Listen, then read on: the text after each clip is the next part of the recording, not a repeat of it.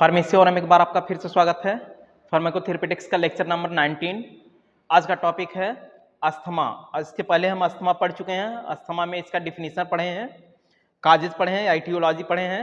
वही थोड़ा सा इटियोलॉजी जो है उसको हम एक्सप्लेन करते हैं। इसमें पहला है change in environmental factor. Environmental factor में क्या क्या आता है? टेम्परेचर, मोस्टली कोल्ड एयर, और चेंज इन ह्यूमिडिटी या ड्राई एयर। जब एटमॉस्फेयर में जैसे कोल्ड का सीजन जब आता है उस टाइम पे क्या होता है, टेम्परेचर डाउन होता है, उसकी वजह से भी अस्थमा होने के चांसेस बढ़ जाते हैं। और अगर ह्यूमिडिटी बढ़ रहा है तो उसकी वजह से भी अस्थमा होने के चांसेस बढ़ जाते हैं। तो ये होता है इन्वायरमेंटल फैक्टर में अगर चेंज हो रहा है तो उसकी वजह से अस्थमा होता है। नेक्स्ट आपका पॉइंट है एटमॉस्फेरिक पॉल्यूशन। इसमें एटमॉस्फेरिक पॉल्यूशन में देखिए क्या होता है। सबसे ज्यादा तो आपका इंडस्ट्रियल एरिया में जो इंड्यूस करता है सल्फर डाइऑक्साइड और फॉर्मेल्डिहाइड। अब इनके कांटेक्ट में जो भी पर्सन रहता है वहां पे वर्क करता है तो उसको अस्थमा होने के चांसेस बढ़ जाते हैं। और एक जो आप लोगों के द्वारा पॉल्यूशन किया जाता है वो होता है सिगरेट। जो लोग ज्यादा सिगरेट का कंजप्शन यूज करते हैं, स्मोकिंग करते हैं, उनमें अस्थमा होने के चांसेस बढ़ जाते हैं। नेक्स्ट आप देखिए एलर्जेंस। एलर्जेंस में क्या आता है, जैसे हम ये जो क्रॉप है, फसल जो है, उनका ग्रोथ अच्छा करने के लिए या उसमें फ्रूटिंग अच्छा हो, फ्लावरिंग अच्छा हो, तो हम क्या करते हैं उसमें इंसेक्टिसाइड से ट्रीट करते हैं। या और जो भी फसलें हैं अपने, मक्का हुआ या राइस हुआ, इन सब में इंसेक्टिसाइड यूज करते हैं तो उसकी वजह से अस्थमा होने के चांसेस बढ़ जाते हैं। और क्या है, फूड ट्रीटेड विथ सल्फर या वाइन।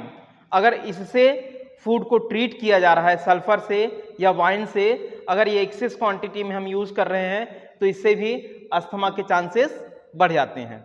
नेक्स्ट आपका आता है स्ट्रेस या इमोशन और मेडिकेशन। अगर बहुत ज़्यादा इमोशनल हो गए, इमोशनल अपसेट हो गए तो उसकी वजह से भी अस्थमा के चांसेस बढ़ जाते हैं। और अगर एनेसाइड्स बहुत ज़्यादा यूज कर रहे हैं तो उसकी वजह से भी अस्थमा के चांसेस बढ़ जाते हैं।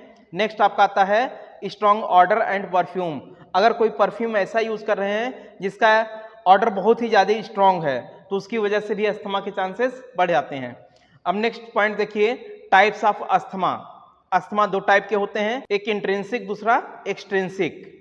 एक्सट्रिंसिक में जो अस्थमा काज कराता है वो एलर्जिक होता है, ठीक, और इंट्रिंसिक में नॉन एलर्जिक जो होता है वह अस्थमा काज कराता है। अब एक्सट्रिंसिक में क्या होता है, जो एलर्जी की वजह से अगर अस्थमा हो रहा हो, यह कॉमनली किस में होता है, चाइल्डहुड स्टेज में। बचपन जब आपका रहता है, बचपना जिसको बोलते हैं चाइल्डहुड स्टेज, उस कंडीशन में जब अस्थमा होता है तो उसको बोलते हैं एक्सट्रिंसिक अस्थमा या एलर्जिक अस्थमा।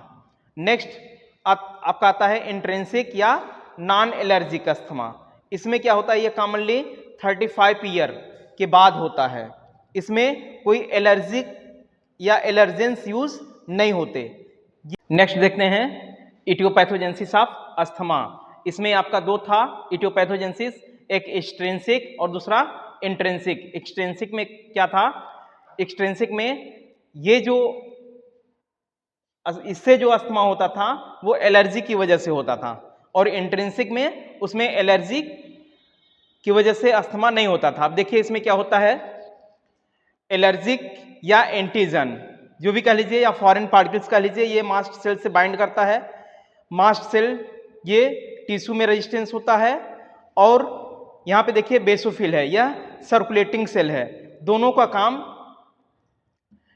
सेम है, ठीक। अब ये दोनों क्या करते हैं, केमिकल मीडिएटर रिलीज करते हैं। केमिकल मीडिएटर में कौन कौन से आते हैं आपके, हिस्टामिन है, प्रोस्टाग्लैंडिन है, साइटोकाइनिन और ल्यूकोट्राइन्स। ये रिलीज होगा।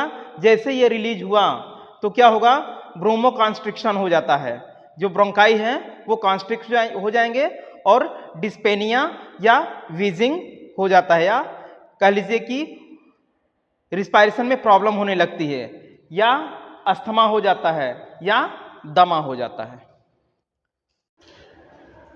अस्थमा का नेक्स्ट इटियोपैथोजन से देखिए, पहले एक्सटेंसिक पढ़े हैं, अब देखते हैं इंट्रिंसिक। इंट्रिंसिक क्या होता है? नॉन एलर्जिक होता है या एलर्जी के थ्रू नहीं होता। इसमें क्या होता है? सिंपैथेटिक और पैरासिम्पैथेटिक नर्वस सिस्टम दोनों रिस्पॉन्सिबल होते हैं इंट्रिंसिक अस्थमा के लिए।